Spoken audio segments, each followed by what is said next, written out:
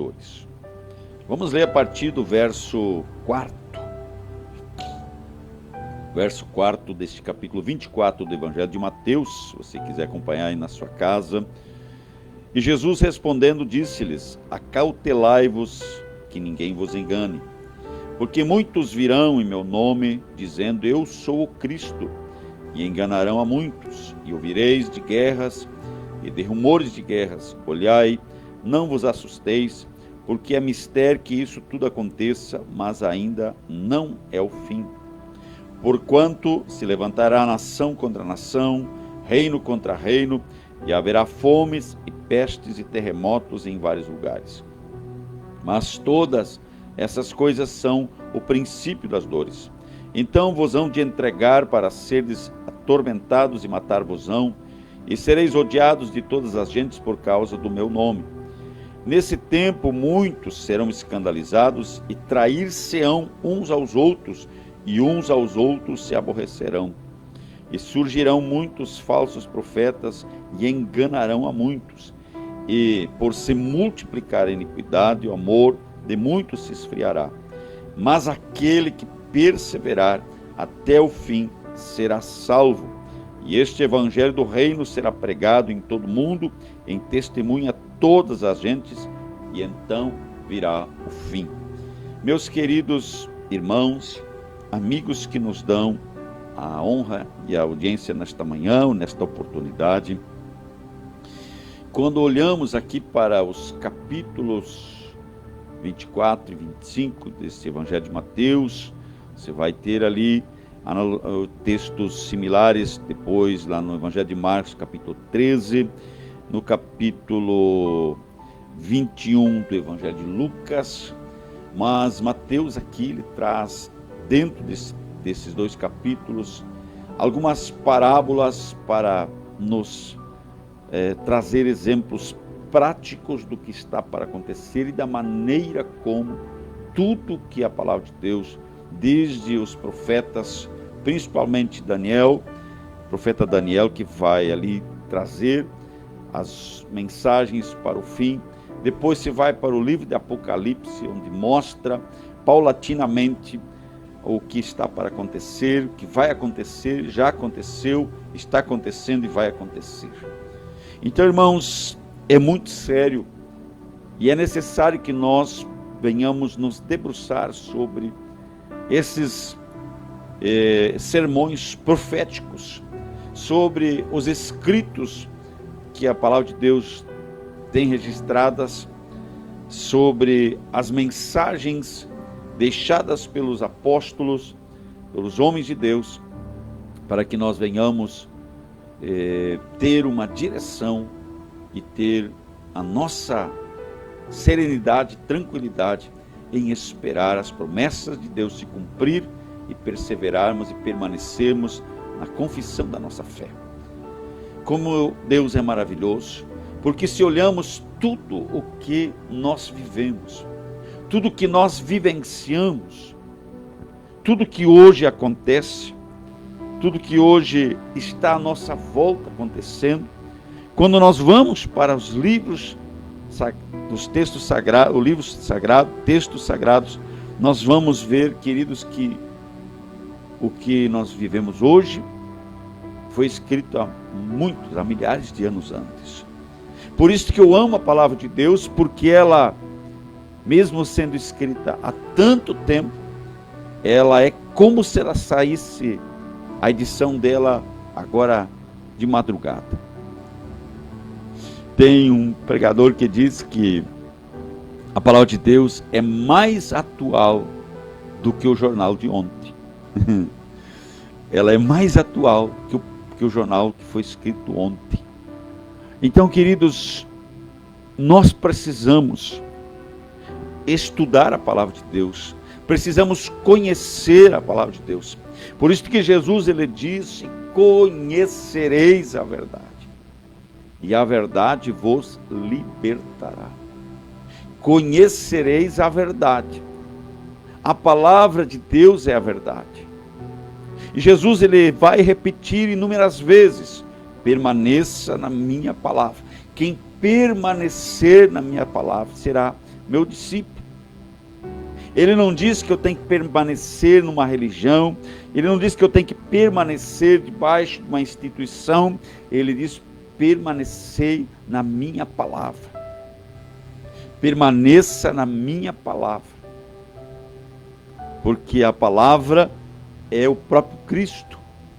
Pois João nos descreve com muita propriedade, não há como não compreender, porque o apóstolo João, ele usa vários versículos para nos fazer compreender que a palavra de Deus, que os evangelhos que nós lemos, é o próprio que estamos lendo Cristo, estamos lendo a vida, o ministério, a obra de Cristo, estamos lendo o amor de Deus para conosco. No princípio era o Verbo, e o Verbo estava com Deus, e preste atenção, e o Verbo era Deus. O que é o Verbo? O Verbo é a palavra. Ele estava no princípio com Deus. Todas as coisas foram feitas por ele, e sem ele nada do que foi feito se fez. Nele estava a vida, e a vida era a luz dos homens, e a luz resplandece nas trevas, e as trevas não a compreenderam. Então, queridos, nós podemos não compreender, podemos não aceitar, podemos não dar crédito, não dar o valor devido à palavra de Deus, às Escrituras, mas o que está escrito e está registrado como está registrado.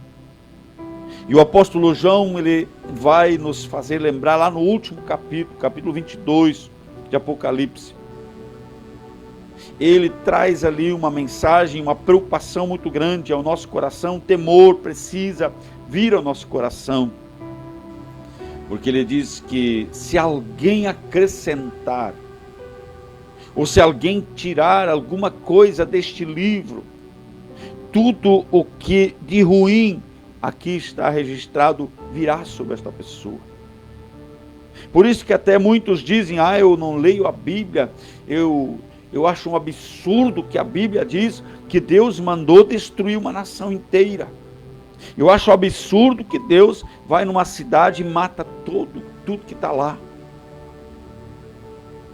Vamos olhar para a nossa América, vamos para os povos incas, maias e os astecas. Nós temos índios na América do Norte, temos índios no Brasil, toda a América. Mas foram destruídas as nações astecas, maias e os incas. Por quê, queridos? Eles eram os mais desenvolvidos. Eles tinham já ali desenvolvido técnicas que trazem ali assombro até hoje aos historiadores, aos pesquisadores. Assim como lá no Antigo Egito, na construção das pirâmides e tantas outras coisas. Mas eram povos que tinham uma maldade tão grande no coração.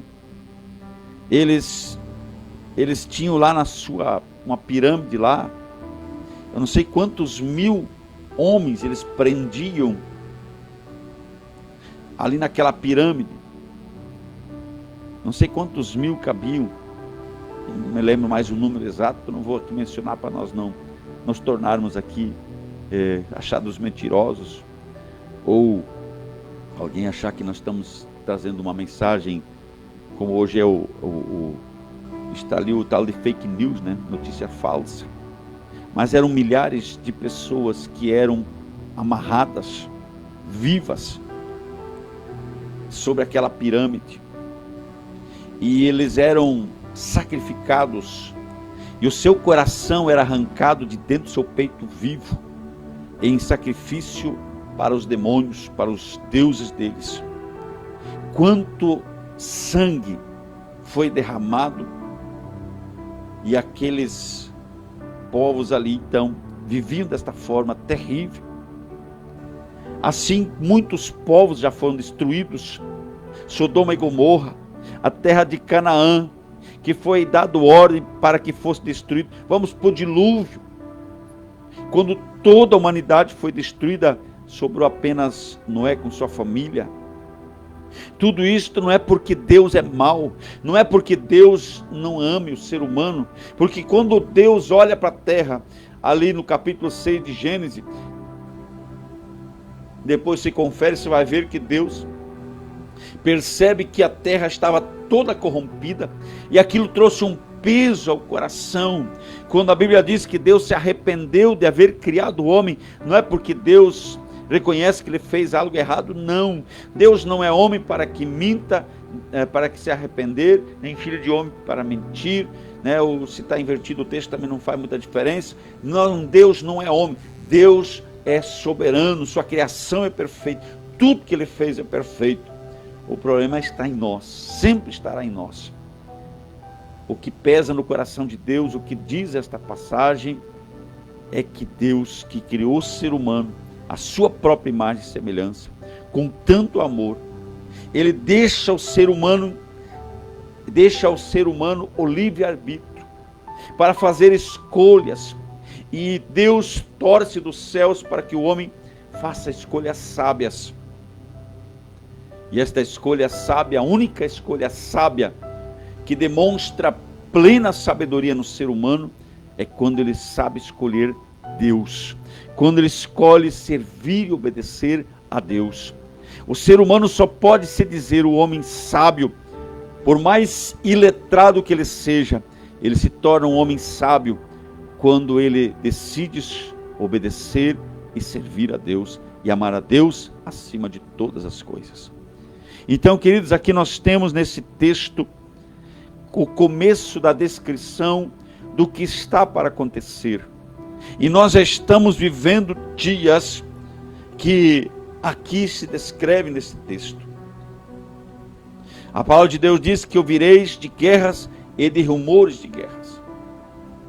Nós já estamos aqui, a própria ciência, a própria humanidade, aqueles céticos, incrédulos, aqueles que não creem, que não aceitam que Deus seja o Criador, que Ele exista, eles têm ali, eles desenvolveram um relógio.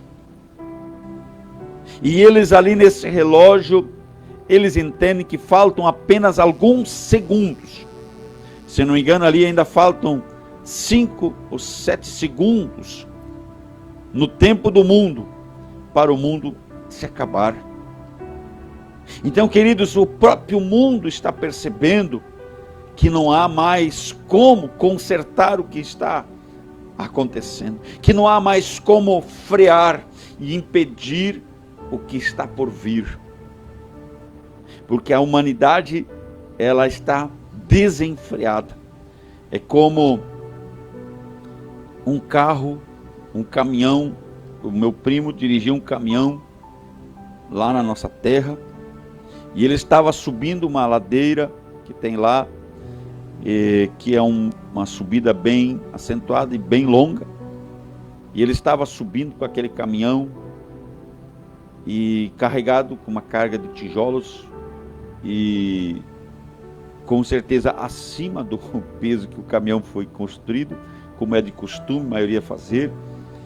E aquele caminhão, ele deveria ter entrado já com uma marcha mais baixa na subida, subir lá numa reduzida, sei lá, talvez, subir devagarzinho, mas ele entrou lá, tem uma descida, depois sobe, ele entrou embalado, e aí começa a trocar de marcha, aqueles caminhão mais antigos, aquelas caixas mais duras, mais difícil fazer marcha, e quando chega numa altura ele não consegue mais cambiar, a caixa não obedece, e então ele desce de ré, ladeira abaixo. E ele não se tocou, se ele logo em seguida tivesse dado de ré no barranco, o estrago seria mínimo. Mas ele achou que podia descer uma ladeira de ré, com uma carga de tijolos, segurando um caminhão na estrada. Não conseguiu. Ele ainda teve sorte, porque ele quando se perdeu, ele bateu de ré no barranco, e ele destruiu o caminhão, mas ele se escapou com alguns arranhões. Então, queridos, É assim que é o ser humano. Nós estamos em ladeira abaixo, sem freio de ré. Se é de frente, a gente consegue. Se não tiver obstáculo, tiver estrada limpa, a gente dá conta. Mas de ré, uma velocidade alta, se dá ali 1 milímetro, aí numa direção geralmente com folga, desses carros mais antigos, não tem quem segure. Não tem. E ele teve sorte que ele não capotou. Ele só bateu de ré, foi arrancando o eixo, quebrou a carroceria, desmontou o caminhão, virou em nada, né? Sobrou só a cabine. Então, queridos, assim é o ser humano, sem Deus. Estamos carregados de pecado, com uma carga que o ser humano não consegue carregar. Por isso que Jesus vai dizer: vinde a mim, nesse mesmo evangelho de Mateus, capítulo 11, verso 28, vinde a mim, todos vós que estáis cansados e sobrecarregados, e eu vos aliviarei. O pecado traz uma sobrecarga ao ser humano, que nós não fomos, preste atenção, o ser humano foi criado para estar no paraíso, para não saber o que é morte, o que é pecado, o que é dor, o que é sofrimento, o que é enfermidade, o que é tristeza, o que é ciúme, o que é inveja, o que é raiva, o que é ira. O ser humano não foi criado, a estrutura do ser humano não foi criada para isto. Então o pecado entra e traz esta sobrecarga. É igualzinho que quando você pega um eletro que é construído, fabricado, melhor dizendo, para funcionar numa velocidade, numa voltagem de 110, e você a liga em 220, assim que você conecta e liga, queima. Se você pegar um automóvel que é fabricado o seu motor para funcionar a gasolina, você meter óleo diesel dele, não vai funcionar, vai danificar, vai trazer um prejuízo muito grande. Esses dias descemos ao Rio Grande do Sul e um dos postos de combustível que nós abastecemos, imaginando, é um posto novo, bonito, preço mais em conta, a gente sempre está contando nosso dinheirinho, desde que a gente foi para a obra missionária, e abastecemos naquele posto que o combustível era mais em conta, uma diferença muito grande, e o prejuízo já está em cerca de R$1.000, só de manutenção do automóvel, fora, né, o que eu gastei a mais em combustível, por ser de má qualidade. Então, queridos, nós temos que entender que a palavra de Deus, ela é pura. A palavra de Deus, ela é água limpa, cristalina, que limpa o nosso coração e lava a nossa alma. O pecado traz uma sobrecarga, e nos faz andar de ré, ladeira abaixo, sem freio, sem direção. E aqui a palavra de Deus, ela nos ensina aqui, queridos, que estas coisas que nós estamos vivendo hoje, aqui, rumores de guerras, aqui até Cristo, ele nos dá um ânimo, né? Diz: olhai, não vos assusteis, porque é mistério que isso aconteça. Ele está dizendo que tudo isso é necessário. Nunca se viu tanta preocupação, porque o mundo está em ebulição. Todo lugar tem rumor de guerra. Quantos países, quantas nações estão hoje fervendo dentro delas mesmas? Não se entende mais, um querendo tomar o que é do outro, e não importa quantos tenham que morrer, porque o líder está sentado numa sala, muito bem guardado, com muita segurança, e com todo o conforto, e com tudo que imagina o ser humano usufruir, tem, enquanto ele dá ordens, e os outros se matam e morrem, e causam tanta dor e sofrimento, pela simples ordem dessas pessoas gananciosas, egoístas, e que são usadas por Satanás para trazer tanta dor e sofrimento. Ouvireis de guerras e de rumores de guerras. Agora olha que ele diz aqui: se levantará nação contra nação. O que nós estamos vendo, queridos? É todo mundo querendo dominar todo mundo. É a China querendo dominar o mundo, os Estados Unidos não querendo abrir mão de ter o domínio. E graças a Deus, enquanto os Estados Unidos estava mandando no mundo, nós estávamos ainda bem. Era a vara de ferro que Deus usava para manter o mundo em equilíbrio. Esta vara está perdendo suas forças, porque nações como o Brasil estão dando força a uma nação que é operada pelo mal.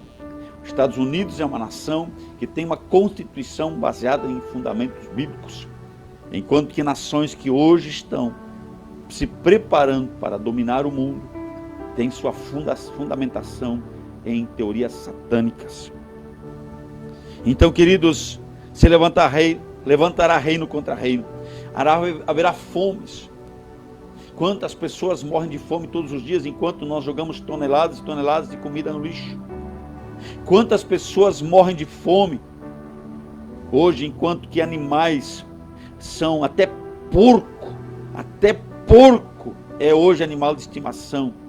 Tem artistas famosos que tem porco dentro de casa que custa aí mais de 5 mil por mês só para manter aquele bicho nojento, fedorento, que a carne é boa, mas o bicho é porco mesmo, né?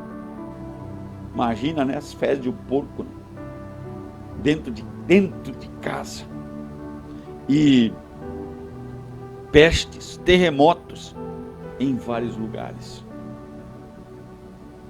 Terremotos em todos os cantos. Incêndios, queridos, como houve agora no Havaí. Terremotos, como temos vivido em tantos lugares ao mesmo tempo. Vulcões que estão voltando à erupção.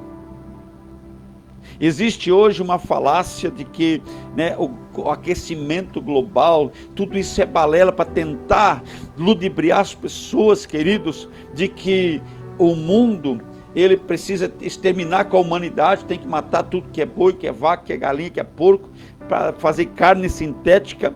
Eu ouvi ontem uma posição, primeiro país que se posicionou, diz aqui na Itália, não vai entrar carne sintética, porque já estão começando a produzir carne e proteína sintética, porque a Agenda 2030 quer até 2030, faltam 6 anos e pouquinho,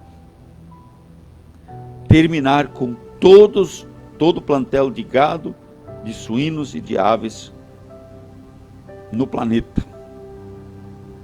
E produzir carne sintética vai ser a desgraça da humanidade, porque não teremos mais nenhuma proteína animal, e isso enfraquecerá o ser humano de tal maneira que na segunda geração a humanidade já estará aí reduzida talvez a 50%, que é o que hoje o sistema do inferno quer. Mas fica tranquilo, antes disso Jesus vai voltar. Aleluia. Porquanto se levantará nação contra nação, reino contra reino, haverá fomes e pestes e terremotos em vários lugares. Mas todas estas coisas, presta atenção, todas estas coisas serão o princípio das dores. Por que Jesus aqui diz que é o princípio das dores? Porque nós cremos, queridos, se estudarmos com atenção as Escrituras, nós cremos, somos uma igreja que crê no arrebatamento desta igreja. Nós cremos na segunda vinda de Cristo, não no reino milenar ainda, mas antes disto, nós cremos que Cristo estará arrebatando a igreja. Nós temos algumas confissões cristãs que entendem que o arrebatamento não existe, outros que dizem que nós já estamos no milênio, outros que dizem que a igreja vai ficar na grande tribulação, mas nós cremos, queridos, que Cristo não permitirá que a sua noiva, a sua igreja, que é lavada e remida no seu sangue, passe pela grande tribulação. Porque ele diz aqui, queridos, que isto serão o princípio das dores. O princípio de dores.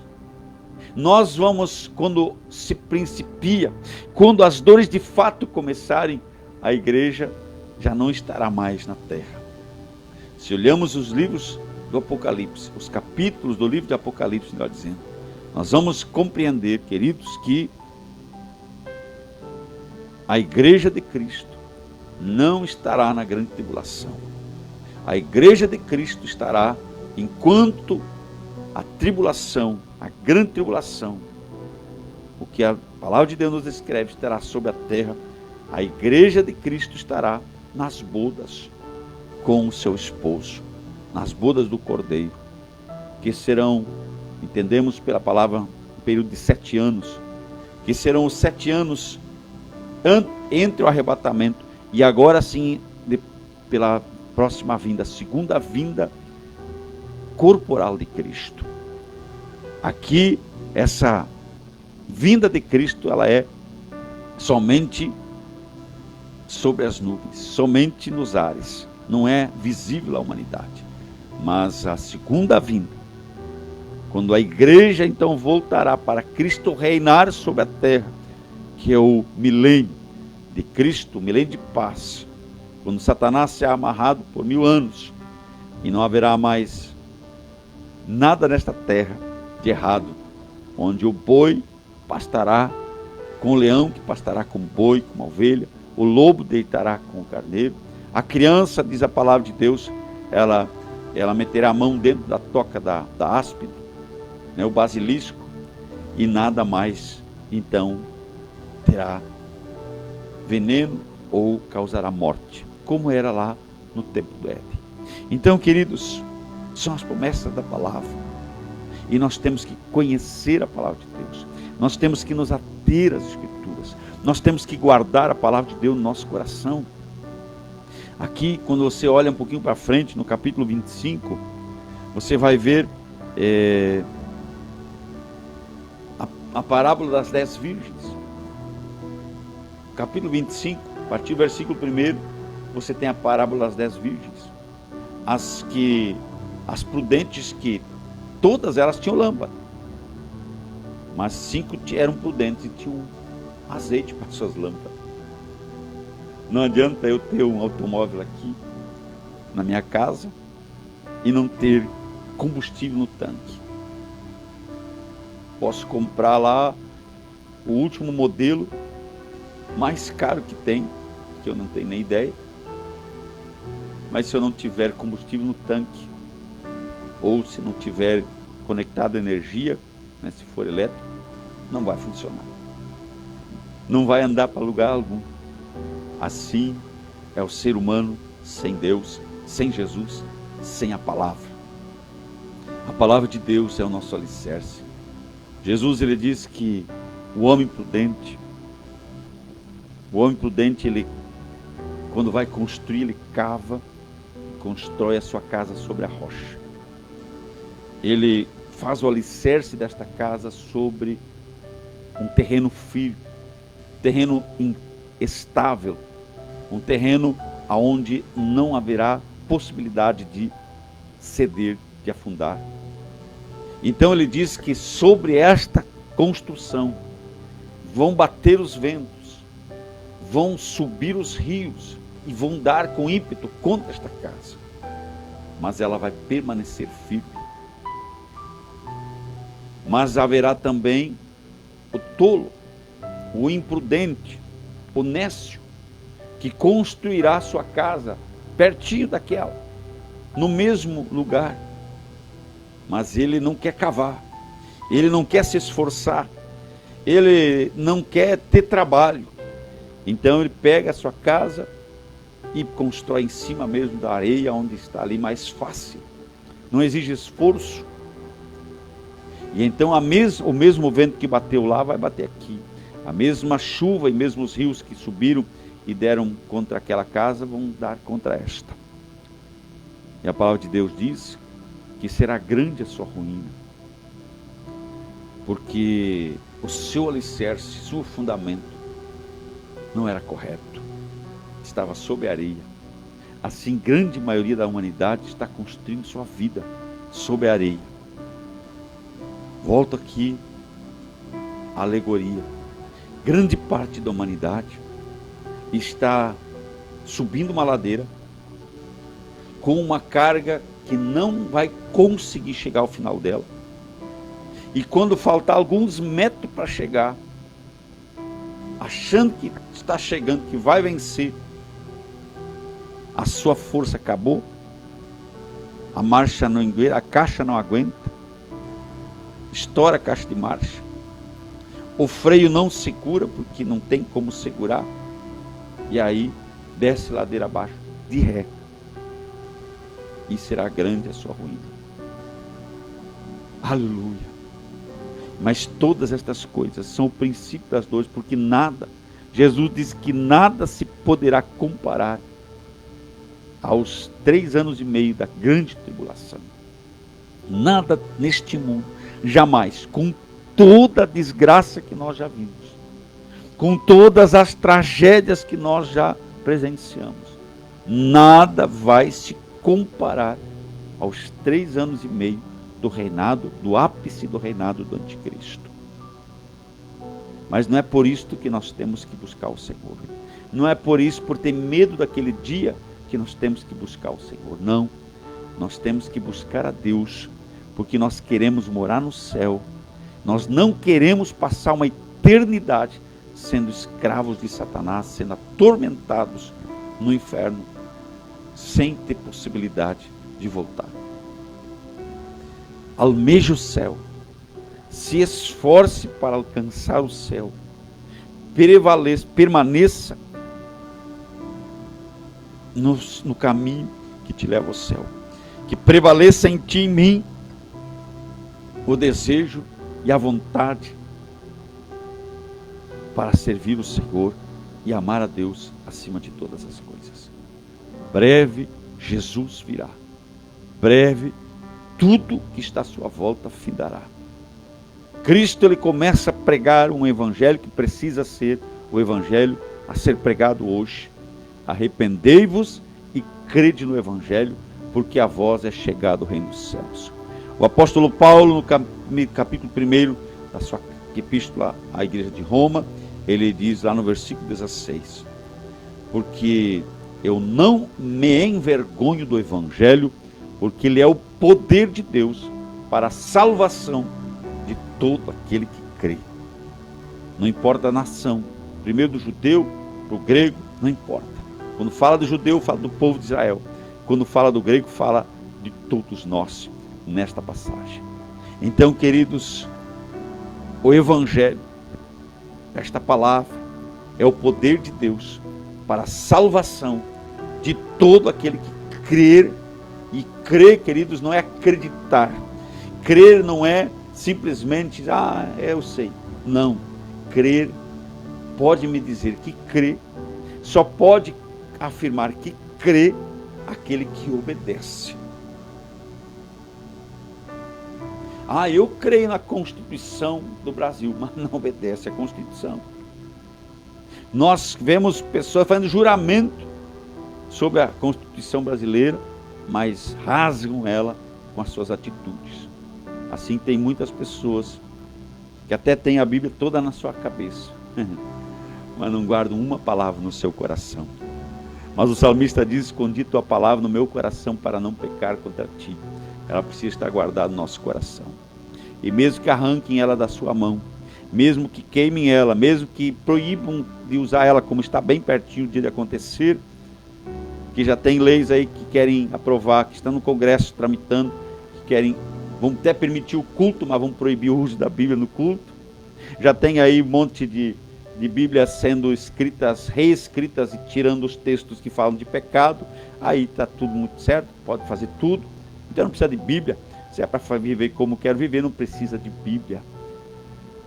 Porque a palavra de Deus tem o poder de libertar o ser humano, seja do que for, transformar o seu caráter e fazer ele um homem, uma mulher santos para o Senhor e aptos para entrar no reino de Deus. Porque Jesus disse que o reino dos céus se conquista, a partir dele, o reino dos céus será conquistado por esforço. Não é pela força do meu braço, mas é pela minha dedicação, pelo meu esforço de viver a palavra de Deus. Custe o que custar. E você está disposto a deixar tudo por amor a Cristo? Queridos, a partir de 2024, vão começar a tirar cartão de crédito, papel moeda provavelmente já muito raro, talvez ninguém mais aceite, e vão começar a implantar, e adivinha onde, né? O chipzinho aqui, na mão direita, ou na testa. Por acaso, isto foi escrito há 2000 anos atrás, aqui nesse livro, que alguns dizem que é desatualizado, que é um livro arcaico, que é um livro escrito por homens, mas impressionante, que ele descreve exatamente o que está acontecendo. É impressionante. E ainda tem gente que duvida e não consegue dar crédito à palavra de Deus. E aí vão chegar para você lá na sua empresa, como hoje, queridos, preste atenção um pouquinho. Nós já estamos encerrando, mas eu preciso ainda falar aqui, que o Espírito Santo trouxe ao meu coração. Hoje tem muitas empresas que obrigaram os funcionários a tomar vacina, que se não tomasse não podiam trabalhar. Preste atenção, para não perder o emprego, toma essas vacinas miseráveis aí, que sabemos que tem sua origem no mínimo duvidosa, no mínimo. Aí você está lá trabalhando, você é o provedor da sua casa. O dono da empresa vai chegar e diz, olha, a partir do mês que vem, só vai receber salário quem tiver o chip implantado, porque não vai ter mais outra forma de pagamento. O seu cartão ponto, a partir do dia 1º de outubro, não vai ser mais lá o cartão que você tinha lá, o crachá, ou não vai ser mais, né? No meu tempo era no tempo do relógio lá, bater, né? Você vai passar a sua mão lá no sensor e aí você já está lá registrado. Seu pagamento, você vai usar no mercado, na loja, no comércio, na indústria, onde for, você vai pagar alguma coisa, seu cartão não será mais aceito, você precisa ter aquilo ali. Por isso que a Bíblia diz que não tem mais como comprar nem vender quem não tiver a marca da besta. Então, queridos, se isto não é uma prova de que a igreja será arrebatada, porque senão, queridos, nós vamos morrer de fome. Você acha que Jesus vai deixar a igreja morrer de fome? Então, preste atenção, se alguém ainda tinha dúvidas de que a igreja será arrebatada em breve, comece a analisar o que está acontecendo. O presidente do Banco Central do Brasil, ele falou este ano, numa entrevista, de que a partir de 2024 no Brasil será implantado, começando a implantar, é claro que isso leva 1 ano, 2 anos, 3 anos. Mas, queridos, terá empresa que eles já são os primeiros, né? Porque vai facilitar demais para eles. Não vai ter mais, o sistema vai cuidar de tudo. Tem 20 pessoas trabalhando na RH, precisa nenhuma. Aquela inteligência artificial, esse programa está tudo lá. Vai ser uma beleza. Vai parecer um mar de rosas nos primeiros 3 anos e meio, até que o anticristo se assentar no seu trono. E então começará a exercitar o seu mandato que foi dado pelos homens a ele. E aí virão os 3 anos e meio, que Jesus diz que pouca carne suportará. Serão os dias que a palavra de Deus diz que o homem desejará a morte,